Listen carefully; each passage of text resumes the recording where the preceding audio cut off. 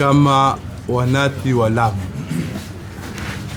na kama wenyeji wa Lamu, nashangaa baada koti kutoa amri ya kufungua barabara, mpaka leo barabara haijafunguliwa. Barabara mpaka leo kuna kafyu.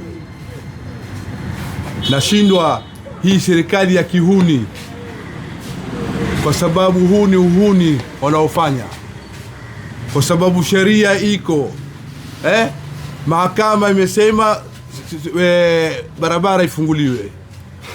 Tumeenda tena mara pili, wakaambiwa lazima barabara ifunguliwe.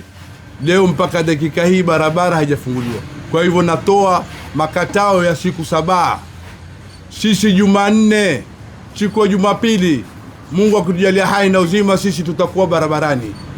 Barabara waifungue ama waache kuifungua, watajua sisi ni kina nani.